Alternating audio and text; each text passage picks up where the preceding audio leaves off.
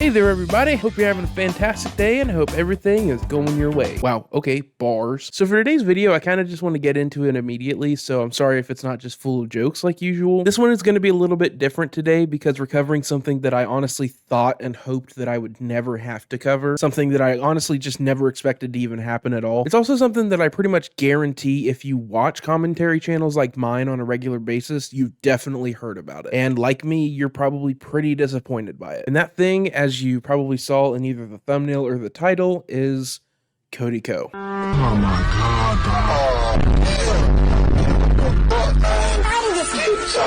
So for those of you that don't know, Cody is a very popular and very successful commentary YouTuber. He was one of those YouTubers that successfully came over from the end of Vine, a lot like people like Drew Gooden, Danny Gonzalez, Curtis Connor, and podcast co-host and business partner Noel Miller. One of the really big things that he did that made a name for himself was this video series called That's Cringe that he collaborated with Noel on, which is actually how I first learned about him around 2018. You might also remember that he had that dumb little tiff with Jake Paul in like 2019 where Jake was just like, yo, this dude is a cyberbully. Let's get him canceled. And that, as you probably remember, really did not go Jake's way because at the time, and until very recently, Cody was considered this like wholesome, funny guy, while Jake is Jake Paul. I mean... And after that happened, he began to pop off even more, and his videos were like always doing really well. The TMG podcast that he did with Noel was extremely successful. So successful actually that it eventually, like a couple years ago, became this like big umbrella corporation where it hosted a bunch of other different podcasts. It had like Brooke and Connor make a podcast, The Trillionaire Mindset. That's also a whole nother can of worms that I'm not going to get into today, but look it up what actually happened with those guys because it's kind of really fucked up. Foul Tip, which is now known as the Zach and Waleed Show. There was also the Insanely Chill podcast, which was Cody's own separate podcast that he did with like other YouTubers. Sometimes he just had like episodes with his wife. And Insanely Chill and the TMG podcast were actually two podcasts that I kept up to date with regularly. But the point of me saying this is that I was actually a really big fan of Cody ever since 2018. I would be lying if I didn't say that I was a fan of his. And I say was a fan of his because, like I said, you've probably heard something came out about Cody really recently that kind of put a sour taste in my, and I'm guessing a lot of other fans' mouths in enjoying his content.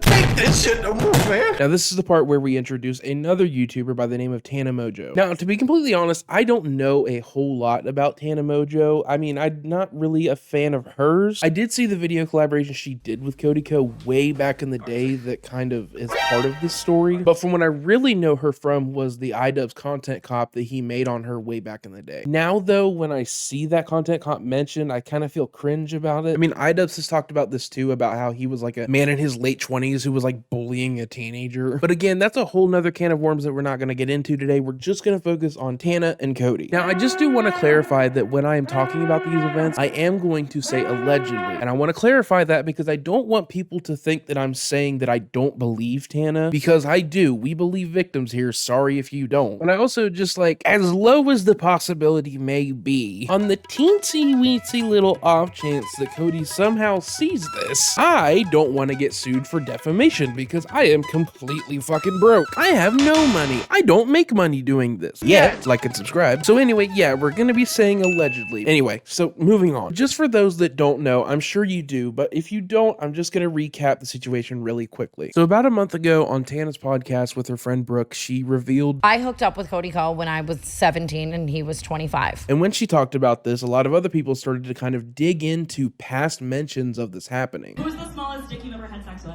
Oh my god, did no one look at me? Cody Ko. Delete the videos. I can say that. I was literally 17. I can say that. And she also mentioned that before she hooked up with Cody, another YouTuber and Viner by the name of Gabby Hanna actually told Cody that she was 17 and that he did it anyway. There was a situation with Gabby Hanna at a Playlist Live where she pulled him aside and told him like, yo, she's 17. And then we still went and hooked up. One time, pulled a guy. I saw him making out with a girl at a party who was underage. And I pulled him aside and I was like, hey man, you probably don't know. I know she like looks a little older. She's underage. Watch it. And he's like, oh my God, thank you for telling me.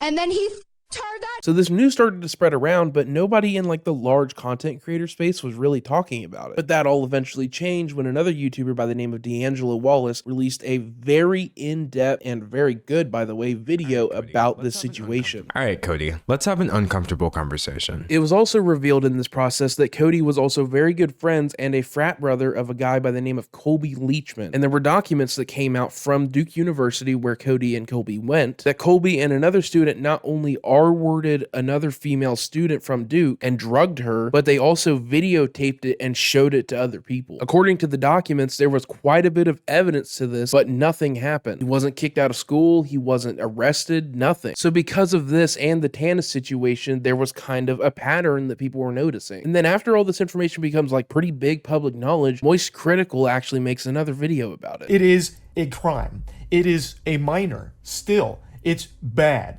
Like, I don't know why that needs to be explained all of a sudden. And that was when it got even bigger. However, even though there was like nowhere for Cody to hide and no way that he could just kind of like brush this off, he still tried to. He, to this day, on Wednesday, July 31st, he has still not said a single thing about this. The only thing, and I mean the only thing that we have gotten, was an email to the TMG podcast employees that just said that Cody was going to be stepping away from day-to-day operations. The point is that all of this information about Cody and about the horrible thing that he allegedly, keyword, did is huge news, and now like everybody knows about it. And where has Cody been in all this? Who the fuck knows? Not only has he been completely ignoring this situation, he has been trying to actively suppress it from being mentioned on his channel. Before the D'Angelo video even came out, he was deleting comments on his video that mentioned any part of it. And so now you're probably wondering the reason that I'm making this video. Like I've said before, I was a really big fan of his. I watched most of his videos. I watched his podcast. I watched the TMG podcast. I even subscribed to the TMG Patreon. Not anymore, but one of the really big things that I have noticed that D'Angelo Wallace talked about in his video is that a lot of people, like a surprising number of people, are just completely brushing it aside or victim blaming Tana. And while yes, she has lied about things on the internet, not anything of this scale. Like this is a really serious accusation and a really serious offense. And because of the way that I've seen her talk about it, I think that she is taking it seriously. She's not like calling for this guy to be canceled. She's just asking for accountability. And like I said earlier in the video, I'm not the biggest Tana fan. In fact, I don't really like her that much. I just feel like she has in the past done a lot of things that were kind of harmful for the platform. However, even though she has done some shitty things online, if you watch anything from Tana, you can tell that she is noticeably a very different person. There also, I feel, is something to be said about how she was a teenager when all this kind of stuff was happening. That doesn't excuse the behavior, but I feel like we can't just not take that into account. I will say that I do think the general consensus is that this happened, especially when you think about how he is friends with a rapist. So it is not extremely far-fetched that he would have some skewed views on what is acceptable. Something that I have really noticed alongside this huge controversy is that there are a large amount of people who are just so conflicted. There are people who on one hand really want to believe victims and really want to give this the weight that it deserves, but on the other hand who have supported Cody for so long and want to give him the benefit of the doubt. And for those people, I really want to say it is okay that you feel conflicted. That's okay. It is okay that you feel like your trust has been broken and that you have also supported this guy for so long and just thought that he was somebody who he isn't, apparently. Like, I understand. Trust me, I really do understand that it sucks. Let's get into a little story here. Back in like 2016, there was another YouTuber that a friend of mine showed to me by the name of Gus Johnson. And if you know the story, you know where I'm heading with this. I became a huge fan of Gus. I watched every single video he made. I watched every single episode of the Gus and Eddie podcast. I watched every single video that Eddie Burback made. I was a like mega fan of Gus and Eddie. It just felt like that they epitomized the dynamic of two wholesome friends just making content that's fun to them and then it working out and becoming successful. Two guys who were just grown up on YouTube, learned how to make it their job, became successful, and it was fun to see. It was fun to watch them grow. One day in I believe 2021, it all just like came crashing down. Gus's ex-girlfriend at the time by the name of Abelina Sabrina released a video called My Ectopic Pregnancy pregnancy. Now, the video's main point wasn't about Gus, but it was about her like horrible experiences with the American healthcare system and about how negligent doctors almost killed her. In fact, in the entire video, she didn't even name Gus, but she did talk about how this boyfriend that she had at the time was very dismissive and like angry at her for going through this. And then when people realized that it was Gus because the timelines just lined up, it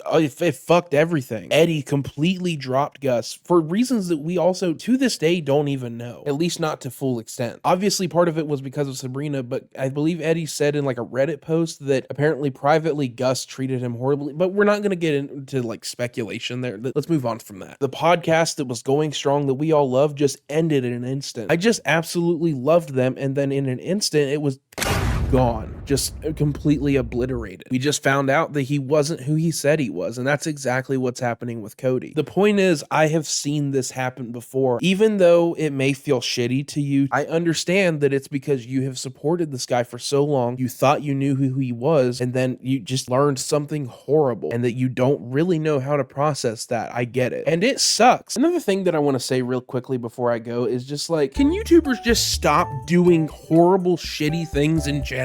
Hey, I don't know if this is news to you or not, but it's actually easier to not fuck a kid than it is to fuck a kid. It's easier for me to not fuck adults than it is to fuck adults. So I imagine this is the same, I guess. And Cody, I really doubt you're ever gonna see this, but if you somehow are watching this, just fucking say something, dude. I mean, nothing that you can say or do can like make up for what you did, but I mean, holy shit, dude, just like ignoring it isn't gonna make the problem go away. I know you've seen that 1,000 times by now, but it's just true. For fuck's sake, just say something, you creepy dick. So anyway, that's probably gonna be it for today's video. I know that it was just pretty different, but I really just felt like, honestly, I kind of had to say something because I feel like it would be hypocritical to talk about like other shitty YouTubers that do shitty things, but then when it comes to somebody that I have supported in the past, I'm just completely hush-hush about it. I also just wanted to give a place for fans who feel conflicted to feel like they're not alone. They're not crazy. So yeah, that's gonna be it for today, fellas and ladies. I hope I made you laugh. I hope I made you smile, even though this one was pretty different, and I will see you in a few weeks actually when I do this again. Watch out for Ted Mosby as an awful person part 3. Back to formula.